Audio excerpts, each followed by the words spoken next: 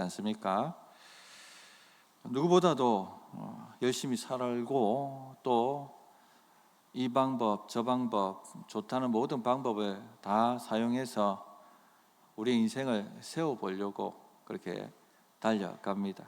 그러나 아무런 효과가 없고 더 삶의 형편이 나빠지고 이런 삶의 고통을 겪고 있는 분들이 있습니다. 이럴 때 아무리 애를 써도 안 된다, 나는 안 되는 인생인갑다, 이런 생각이 우리 마음에 듭니다. 그렇게 절망을 때문에 힘들어하고 고통하고 그렇게 살아가는 분들이 있습니다. 성도님들, 그러나 절대 그렇지 않습니다. 하나님께는요, 아무리 해도 안 돼라는 말이 통하지가 않습니다. 하나님은 전능하시기 때문에, 하나님은 어떤 불가능도 없으시기 때문에 하나님의 사전에 아무리 해도 안 되는 없습니다. 그래서 오늘 주제는 예수님의 옷자락만 만져도 문제 해결됩니다 하는 것입니다. 예수님의 옷자락만 잡아도 어떤 문제든지 해결 받을 수 있습니다. 인생이 근본적으로 달라질 수 있습니다. 불가능이 가능으로 바뀌고 부정함이 정함으로 바뀌고 소망 없던 인생이 소망 있는 인생으로, 쓸모 없던 인생이 쓸모 있는 인생으로, 그렇게 역전, 변화가 일어나게 된다는 것입니다. 오늘 본문에 12의 혈류증 앓던 여인이 나옵니다. 12의 혈류증 앓던 여인은 아무리 애써도 안 된다, 아무리 노력해도 안 된다라는 인생의 전형입니다. 이 여인은 온갖 방법을 다 써봤습니다. 그러나 아무런 효과가 없었습니다. 더 악해졌죠. 주님 없이 애를 써보십시오. 주님 없이 노력해 보십시오. 아무리 해도 안 될 것입니다. 그렇기 때문에 주님 옷자락을 잡아야 하는 겁니다. 그래서 이 말씀을 좀 드리고 싶습니다. 먼저 여러분들이 확실히 아셔야 될 게, 주님 없이 아무리 애를 쓰고 노력해도 안 된다, 인생 안 된다 하는 것을 깨달으셔야 되고 인정하셔야 되고 받아들이셔야 되는 것입니다. 25절에 보시면 12회를 혈류증을 알아온 한 여자가 있어 라고 말씀이 시작되는데, 이 짧은 한 문장에 이 여인이 경험하는 모든 고통이 다 들어가 있습니다. 혈류증은 자궁에서 계속 피가 나오는 병입니다. 며칠만 이렇게 피를 쏟아내면 빈혈이 걸립니다. 이 여인은 빈혈로 고통을 했습니다. 12회 동안 꼼짝없이 누워있는 인생인 거죠. 일어서면 뺑뺑 도니까. 그런데 이 정도로 사는 게 고통인 정도가 아니었습니다. 이것도 죽고 싶을 만큼 고통이었겠지만, 그러나 또 사회적으로 종교적으로도 문제를 가지고 있었습니다. 이 율법에 의하면 유출병, 즉 피를 흘리는 병은 부정한 것으로 여겨졌습니다. 그래서 이 여인이 만지는 모든 물건이 부정하고 이 여인이 만지는 모든 사람이 부정해지는 것입니다. 그래서 누가 이 여인하고 대화하고 누가 이 여인하고 밥을 같이 먹었겠습니까? 가족들도 부정 탈 것 같아서 이 여인하고 접촉하기를 꺼려했겠죠. 왕따라는 것이 굉장히 사람을 괴롭게 만듭니다. 그러니까 종교적, 사회적 지금 왕따를 경험하고 있는 것이죠. 예배도 못 드립니다. 예배하러 회당에 나올 수도 없죠. 나오면 다 부정이 되니까. 얼마나 외로웠고 얼마나 힘든 삶이었겠습니까? 완전히 죽고 싶어도 죽지 못하는 그런 상황이었습니다. 그래서 이 여인은 할 수 있는 모든 방법을 다 동원해서 사용해 봤습니다. 애를 썼습니다. 노력했습니다. 노력 안 한 것이 아닙니다. 좋다는 의원이 있으면 수소문해서 찾아갔고, 그리고 치료받았고, 그러나 아무 효과가 없었죠. 26절에 많은 의사에게 많은 계룡을 받았고 가진 것도 다 허비하였을 때 아무 효염이 없고 도리어 더 중하여졌던 차에라고 말씀합니다. 고대 사회의 의술이라는 것이 변변치 않습니다. 의술이라고 말할 수 없는 것도 많았습니다. 잘못된 처방이 많았고 상식 밖의 치료 행위와 또 이 약이 제공되기도 했죠. 심지어는 고문에 가까운 수준의 치료도 있었다고 합니다. 그러나 어쨌든 이 모든 치료를 다 받아본 거예요. 애를 쓴 겁니다. 노력을 한 것입니다. 최선을 다했던 것입니다. 그러나 아무 효과가 없죠. 12년 동안이나 그렇게 했다는 겁니다. 이 의사가 잘한다고 하더라 하면 수소문해서 찾아갔고 희망을 걸고 치료를 받았고 고문 같은 치료도 받았고, 그러나 아무 효과가 없고 더 병은 중해졌고, 또 저 의사가 잘한다고 하면 또 수소문에 찾아갔고 희망을 품고 갔고 또 치료받았고, 그러나 아무 효과가 없고, 이것을 무려 12년 동안이나 반복했다는 것입니다. 결국 이렇게 하면서 가진 돈도 다 허비했습니다. 몸에 병도 들었고 사회적 종교적으로도 부정하다 여겨졌고, 거기에 돈까지 가세까지 완전히 기울어졌습니다. 완전히 절망적인 상황이죠. 아무리 해도 안 돼, 아무리 애를 써도 안 돼, 이 말이 절로 나옵니다. 그래서 이 본문이 우리에게 말씀하고 싶은 것은요, 예수님 없이는 아무리 해도 안 된다는 겁니다. 예수님 없는 인생, 하나님 없는 인생은 애쓰고 노력해도 안 된다, 아무 효과 없다, 열매 없다 라는 것을 우리에게 알려줍니다. 많은 사람들이 예수님 없이, 하나님 없이 노력하고 애씁니다. 이 시대에 노력하고 애쓰지 않는 사람이 어디 있습니까? 다 달려갑니다. 얼마나 열심히 살아내려고 하는지 애를 씁니다. 시간을 쪼개가면서 그렇게 달려갑니다. 희망을 품습니다. 이렇게 살다 보면 좋은 날이 오겠지, 이렇게 살다 보면 인생이 잘 되겠지. 그러나 어떻습니까? 곧 희망은요 절망으로 바뀌죠. 아무리 해서도 안 된다는 겁니다. 노력해도 안 된다는 것이죠. 열매가 별로 없습니다. 그렇게 서서히 인생이 망가져 가는 것입니다. 성도님들, 이것이 예수 없는 인생의 모습입니다. 로마서 3장 23절에 모든 사람이 죄를 범하였음에 하나님의 영광에 이르지 못하더니 라고 말씀하셨어요. 애써봐도 하나님의 영광에 이르지 못합니다. 요한복음 15장 5절에는 이렇게 말씀하시죠. 나는 포도나무요 너희는 가지라. 그가 내 안에 내가 그 안에 거하면 사람이 열매를 많이 맺나니 나를 떠나서는 너희가 아무것도 할 수 없습니다. 예수님 떠나서는요 아무것도 할 수 없습니다. 열매 맺을 수 없습니다. 주님 안에 있어야지 많은 열매를 맺게 되는 것입니다. 시편 127편 1절 2절은 이렇게 말씀합니다. 여호와께서 집을 세우지 아니하시면 세우는 자의 수고가 허사며 여호와께서 성을 지키지 아니하시면 파수꾼에 깨어 있음이 허사로다. 너희가 일찍 일어나고 늦게 누우며 수고의 떡을 먹음이 헛되도다. 지금 주님이 세워주시지 않는데 내가 내 인생 세우겠다고 그렇게 헛고생하며 달려오고 계시지는 않습니까? 지금 주님이 지켜주시지 않는데 내가 지키겠다고 그렇게 헛고생하면서 애를 쓰고 계시지 않습니까? 내 가정 지키겠다고, 내 자녀들 지키겠다고, 내 일터 지키겠다고 그렇게 헛고생하고 계시지는 않느냐는 것입니다. 성도님들, 주님이 세워주셔야 되고 주님이 지켜주셔야 됩니다. 진짜 주님이 세워주셔야지 세워지는 것이고 주님이 지켜주셔야지 참으로 지켜지게 되는 것이죠. 그러므로 주님 만나기를 사모하십시오. 주님을 찾을 만할 때에 찾아서 나와야 합니다. 주님 옷자락이라도 잡는다면 내가 낫겠나이다 하는 심정으로 그렇게 주님께 나와야 하는 것입니다. 그냥 알아서 다 되겠지, 그런 일은 없어요. 찾아야 됩니다. 그래서 두 번째, 믿음으로 예수님의 옷자락을 잡아야 문제가 해결된다 하는 것입니다. 27절 29절까지를 보시면 예수의 소문을 듣고 무리 가운데 끼어 뒤로 와서 그의 옷에 손을 대니 이는 내가 그의 옷에만 손을 대어도 구원을 받으리라 생각함일러라. 이에 그 혈류 근원이 곧 마름에 병이 나은 줄을 몸에 깨달으니라. 아무리 애써도 안 되던 그 12년 혈류증 앓던 여인의 인생이요, 주님 옷자락만이라도 잡으면 내 인생이 바뀔 줄 믿습니다. 치료될 줄 믿습니다.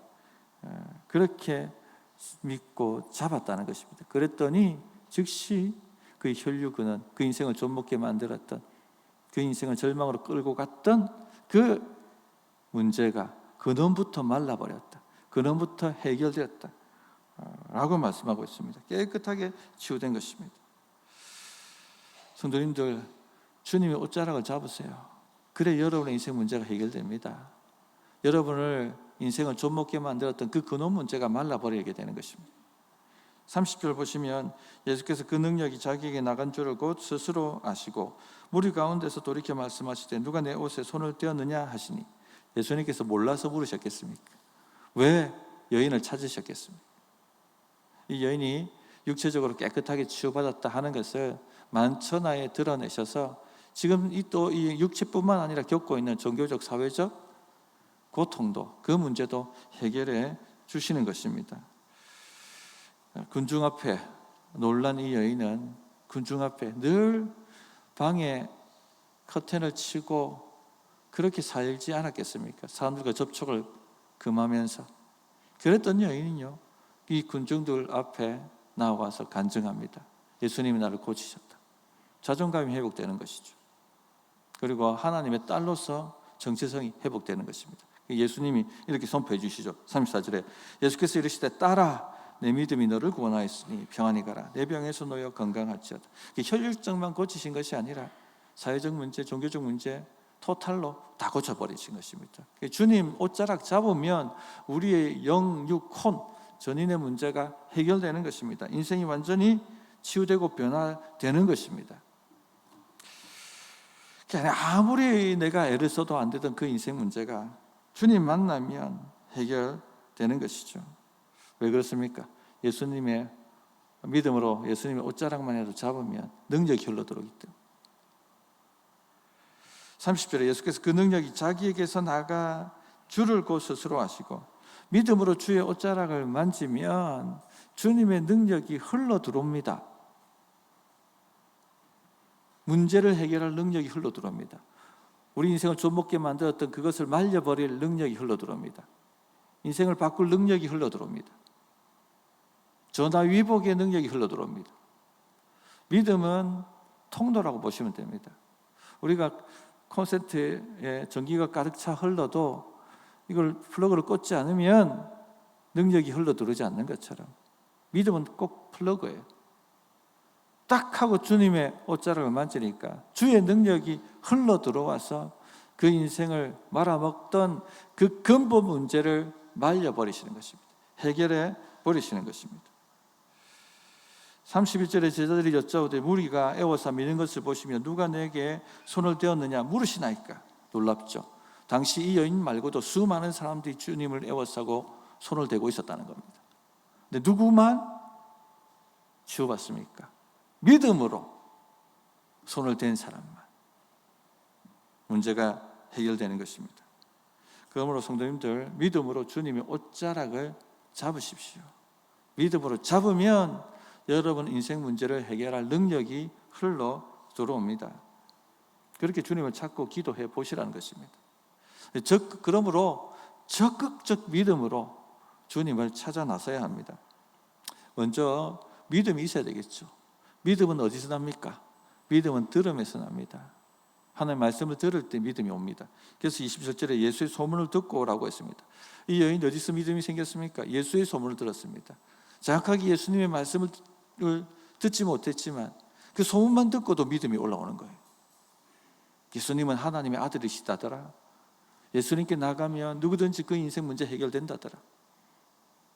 예수님께 나아갔더니 중풍병자도 치유되었고 눈먼 자도 눈 떴고 저는 자도 걸었고 나병한 자도 고쳐받았다더라. 심지어는 저 그라사 동네에 있는 그 강인도 고침받고 인생이 회복되었다더라. 그 소문을 들었던 것입니다. 그 소문만 들어도 믿음이 생겼던 것이죠. 그러므로 성도님들 말씀을 들으십시오. 말씀을 들어야지 믿음이 올라옵니다. 예수님의 복음의 말씀을 듣고 또 들으십시오. 믿음이 올라와야 합니다. 믿음이 일어나야지 내 마음에 갈망이 생기고 내가 주님을 찾을 힘이 생기는 것입니다. 그래 주님 앞에 나올 수가 있는 거예요. 그런데 아무나 들으려고 하지 않습니다. 2000년 동안 주님의 소문은 온 세계에 퍼졌습니다. 크리스마스만 되면 예수님이 이 땅에 오셨다는 소문이 온 세상에 퍼집니다. 아무도 내가 들은 바 없다라고 말하지 못합니다. 그런데 누가 듣습니까? 그렇게 소문이 2000년 동안 퍼져왔지만 듣고 인생 바뀐 사람은 소수입니다. 누구가 듣습니까? 내가 예수님 없으면은 비참하다는 것을 깨닫는 사람, 아는 사람이 듣습니다. 그 사람이 귀담아 듣습니다. 혈루증 여인이 12해 동안 비참해졌어요. 비참해질 대로 비참해졌습니다. 그러니까 이제야 그 소문이 귀에 들리는 겁니다. 내 힘이 바닥을 쳐야지 그제야 주의 말씀이 들려옵니다.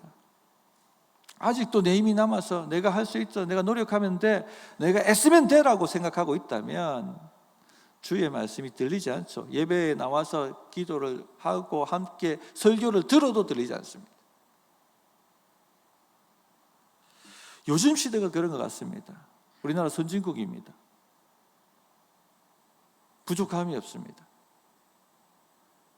나라가 잘해줍니다.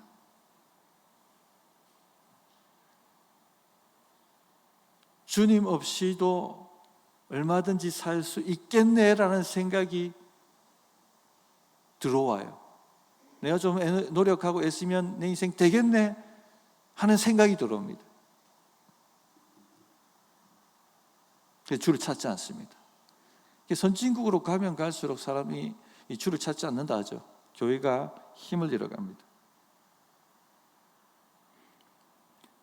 깨달아야 됩니다. 예수 없이는 내 인생이 안 되는구나. 예수 없이는 내 인생이 열매가 없구나. 처절하게 깨달아야지 주님의 소문, 주의 말씀이 들리는 것입니다. 그렇기 때문에 삶의 어려움이 올 수밖에 없어요. 하나님이 사랑하시는 자에게 하나님이 고난을 주십니다. 왜냐하면 우리 인간이 죄성이요, 안 찾아요. 예수의 말씀을 듣지 않습니다. 어려움이 와야지 비로소 귀를 기울입니다. 그래서 고난은 하나님 음성의 스피커라고 얘기하지 않습니다. 고난이 오는 것이 유익입니다.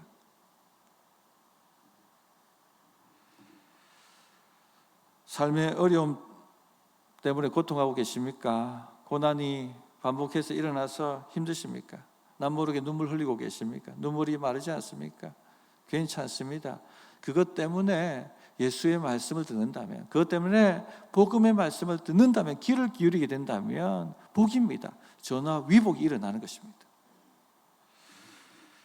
그러나 듣는 것만으로 끝나면 안 되죠. 믿음이 오면 적극적으로 행동해야 합니다. 우선 이렇게 말씀을 듣고 믿음이 일어나면 가슴이 뜨거워집니다. 냉랭한 것이 아니라 가슴에 불이 올라옵니다. 갈망이 올라옵니다. 행동할 힘이 생긴 거예요. 그러면 움직여야 되는 겁니다. 주님을 찾아 나와야 하는 것이죠. 아무리요 믿음이 와도 나는 믿습니다 믿습니다 하고 움직이지 않으면 그 가짜 믿음입니다. 역사가 없는 믿음입니다. 아무 능력이 없는 것이죠. 진짜 믿음은 움직이게 되어 있습니다. 믿음이 오며 마음이 뜨거워지고 손과 발이 반드시 움직이게 되어 있습니다. 그러므로 성도님들, 오늘 믿음이 오셨다면요 적극적으로 행동하세요. 적극적으로 주님을 찾아서 나와야 합니다. 가만히 누워서 주님이 알아서 다 해주시겠지. 그런 일은 일어나지 않습니다. 주님을 찾아 나와야 합니다. 12의 혈증 앓던 여인이 예수의 소문을 듣고 믿음이 일어나자 첫 번째 한 행동이 무엇입니까? 주님을 찾아 나온 것이에요.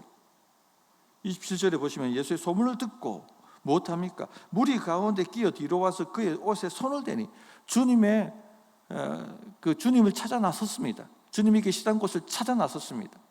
그리고 무리에 끼어서 다가가서 주님의 옷자락에 손을 대었습니다. 나는 믿습니다 하고 그렇게 가만히 앉아 있지 않았습니다. 목사님 저는 믿는데요, 그렇게 말씀하시면서 가만히 계신 분들 제가 많이 봤습니다.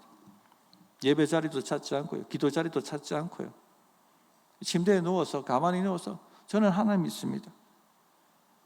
아무 능력이 없죠. 삶의 어려움이 오면 첫 번째 여러분들 하는 게 뭔지 아십니까? 하나님부터 원망합니다. 내가 하나님 믿었는데 왜 내 삶이 이래요? 믿기는 뭘 믿었습니까? 믿기는 뭘 믿었습니까? 지금 우리를 정케하실 수 있는 주님이 지나가시는데, 지금 우리 인생을 역전시킬 수 있는 주님이 지나가시는데, 우리의 근본 문제를 해결할 주님이 지나가시는데 가만히 누워서 내가 낫는 줄 믿습니다, 내 인생이 해결되는 줄 믿습니다, 그렇게 한다고 해결됩니까?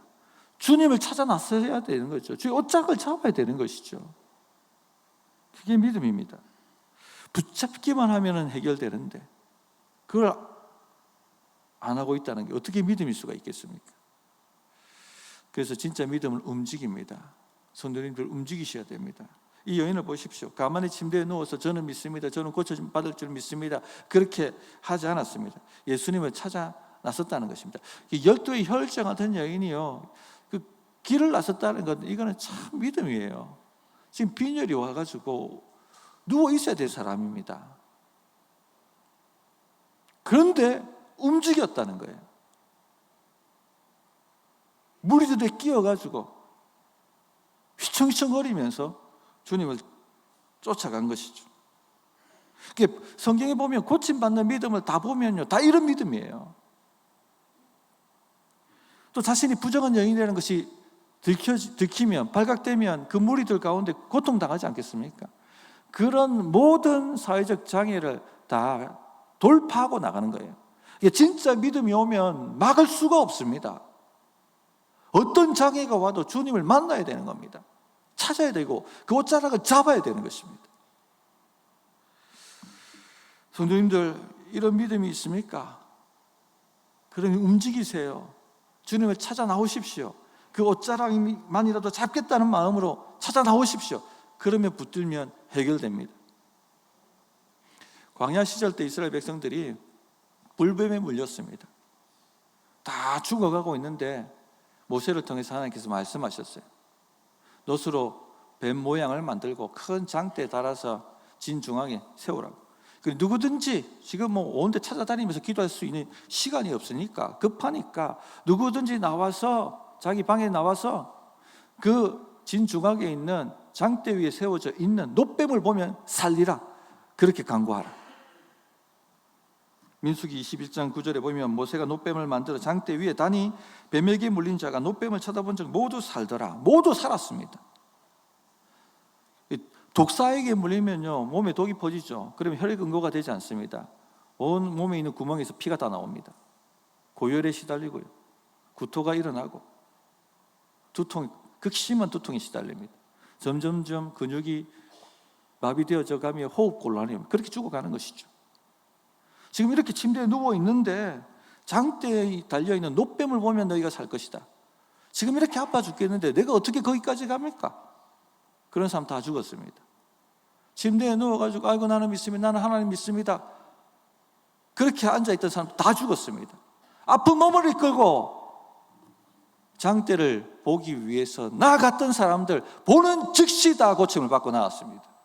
이게 믿음이에요. 이게 믿음.